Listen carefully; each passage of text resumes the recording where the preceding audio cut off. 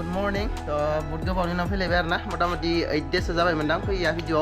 तो आंना मोनसे प्रब्लेम जाना दंमोन प्रब्लेम माने आंना माइया गाज्रि जाना दंमोन आरो ना आं दाख्लै बावै भिडिअ मोनसे क्लिप लादोंमोन खिन्थु आंना मटर ब्लगिं खालामनाया जायासै माइया गाज्रि जाना होननानै ओमफ्राय दिनै दाबसे जायगायाव थांनो ओंखारदो तो मायाव थांनाय जायो नोंथांमोना भिडिअ नायलाबानो जाबाय पुरा नै कार्बन फाइबार खालामबाय आं नायना इखो पुरा कार्बन फाइबार नै 5D आरो ना बेयो बेलेग बेलेग मडेल थायो 5D थायो 2D थायो 8D थायो 10D बो थायो दांलै बेलेग बेलेग थायो नोंथांमोना नायनांगोन पुरा कार्बन फाइबार आरो ना नायनांगोन नै सिगाङावबो लगायदों नै कार्बन फाइबार नायनांगोन नोंथांमोना तो बरिया नांदो आरो ना रियेलाव मोजां नांदो खिन्थु भिडिअ बारा मोजां नुनाय नङा गोजाननिफ्राय नुनाय नोंथांमोना खाथियावल' नुगोन नै तो पुरा जोंख्लाबजोबो आरो ना एकदम 5D मोजानो तो बेवहाय लागायदो बेवहाय लागायदो बेवहाय लागायदो ओमफ्राय इनो आरो ना ओमफ्राय नै बेवहाय एसे लागायदो ओमफ्राय नै सिगाङाव लगायदो टाटा टाटा टाटा स' गाइस न'निफ्राय ओंखारबाय ओमफ्राय आंनि गारिखौ लांथ'ला आं दोनलांथ'नोसै लोगोनि एक्सपाल दोङो एक्सपालजों मटर ब्लग बानायनि दिनै एक्सपाल सलाया गोबावथार जाबायमोन थ' दिनै एक्सपाल लागायनि गाइस थ' एक्सपाल गाइस बिराद गोजौ मोनो आं एक्सपालखौ थेवबाबो सलायना नायनोसै गाइस लेट्स गो गाइस एक्सपालखौ 1 गियारनिफ्राय स्टार्ट खालामनि नै मेन र'डआव 39 1 गियाराव 61 2 गियाराव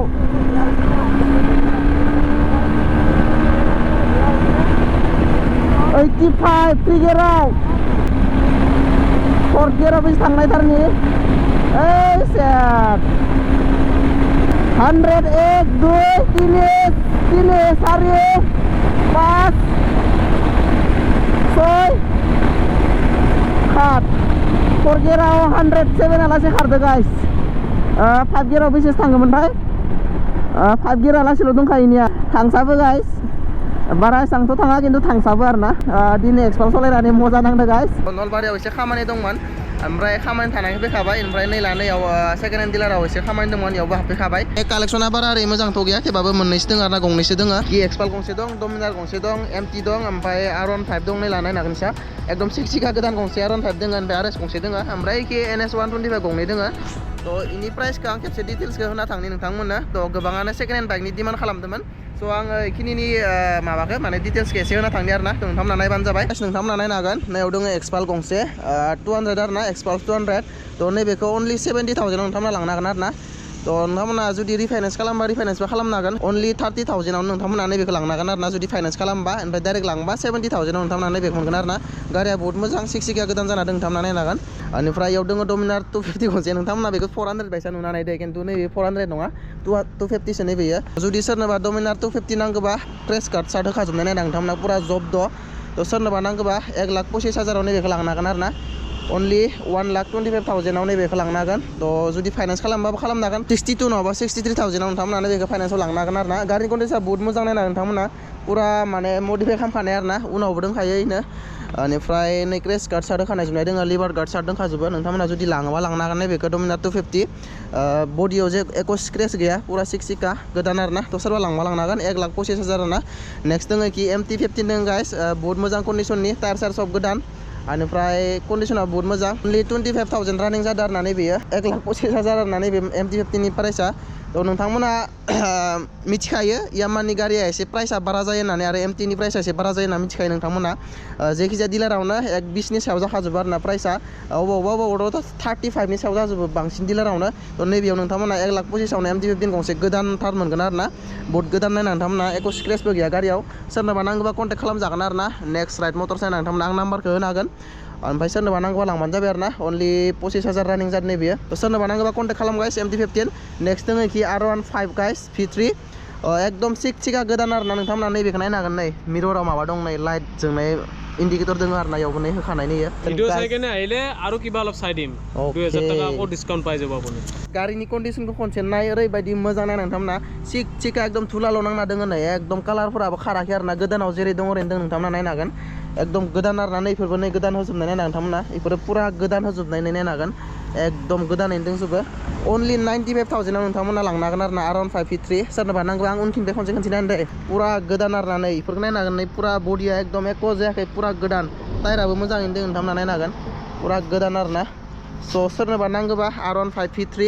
बेखौ कन्टेक्ट खालामजागोन अनलि 95,000 RS200 दा नैबेयो 1,25,000 मोनगोन आरो नोंथांमोना नैबेखौ थ' 1,25,000 जुदि नांगौबा सोरनोबा RS200 नोंथांमोना लांनो हागोन आं बारा बुरजा खोन्थिजोबा आं कालेक्सनखौ खोन्थिजोबा NS160 सोरबा BS4 NS160 सोरबा नागिरबाय थादोंबा नोंथांमोना नैबेखौ लांनो हागोन अनलि 50,000 आरोना बेनि प्राइसआ